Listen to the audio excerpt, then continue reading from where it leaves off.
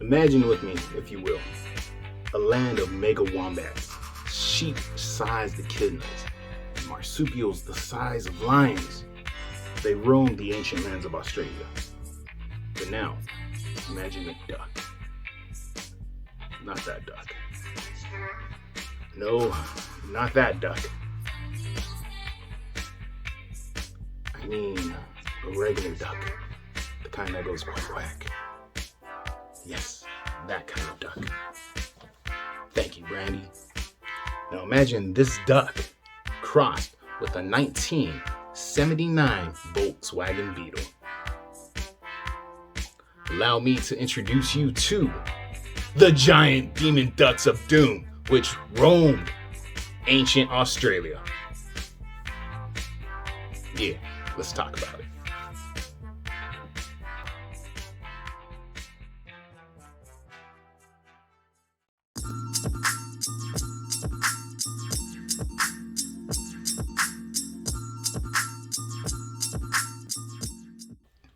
Dromornis stertoni is an extreme evolutionary experiment. They're basically what happens when evolution gave chickens free reign in Australia, right? Perfect conditions, food everywhere. Think of a chicken, now an ostrich on muscle milk and steroids that just can't be stopped, that just won't be stopped. Some species were the size of cassowaries.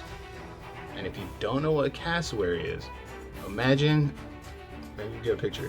Imagine a demonic rooster about 6 feet tall that just wants to headbutt you to death with like a giant head crest, right? Just crack you open like an egg, right? With crusty, beady little eyes that silently judge you for eating drumsticks of its fallen cousins.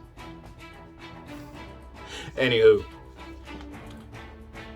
a chicken the size of a car is going to need a lot of food. And at that size, basically all vegetation, all plant matter is on the menu. But in order to have a beak big enough and strong enough to eat anything you want, you gotta make a few sacrifices, homie. To accommodate the muscles needed to wield this massive bill, the cranium had to become taller, wider, and then it became longer. So as you can imagine, the head, if this had to become bigger, in order to fit everything, now you have all the muscle mass, right? But you can't be walking around with a giant head, all blah, blah, blah, blah, blah, looking like a giant chicken bobblehead, right? So sacrifices had to be made in order to fit everything into a skull. And that's when the brain became squished and flattened to fit in this enormous dome. Using modern imaging techniques, Worthy and Flinders University paleontologist Warren Hanley could discern previously unresolvable details from 4 Mihurung skull fossils. The 24 million year old Dromornis morai, the 12 million year old Dromornis plani, and Ilbandornis woodburni, as well as the 7 million year old D. stertoni.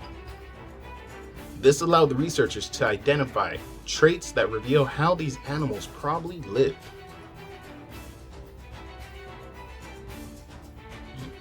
The hypothesis is, together with their large forward-facing eyes and very large bills, the shape of their brains and nerves suggested these birds likely had well-developed stereoscopic vision, or depth perception, and fed on a diet of soft leaves and fruit, Hanley explains.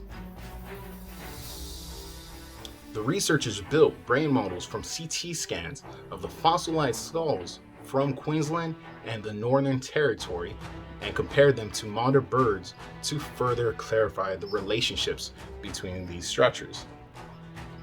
The unlikely truth is, these birds were related to fowl, chickens, and ducks, says Worthy. The team thinks periods of lush forested states in Australia during the Mihirung's early evolution provided adaptation pressure for the birds to form their advanced vision, allowing them to navigate through these complex forested environments. The flightless giants then appear to have used these abilities to adapt to the steadily drying Australian climate through to the late Pleistocene, eventuating in their likely restriction to shrinking woodlands around waterways, potentially placing them directly in the path of their new human arrivals. These forces, amongst others, may have led to the demise of these unique beastie birds somewhere between 50,000 to 20,000 years ago. Their cranial and endocranial morphology is unlike any attained in the evolution of birds and represents distinct adaptations to the progressively changing Australian environments. Hanley and Worthy concluded in their paper.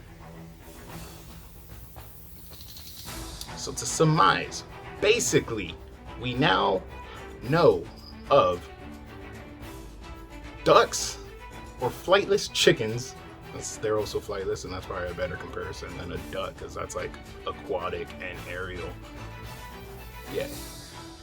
So these flightless giant birds, basically giant Volkswagen Beetles in bird form, running around eating whatever they wanted, but in order to break down all the plant life and matter and vegetation they wanted to eat, needed really big bills, and that compromise came with a very small squished brain.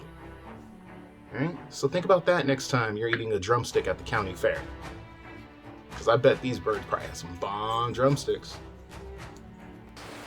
Anyways, homies, that's gonna do it for me. I'll see y'all next week. Please share, like, subscribe, feel free.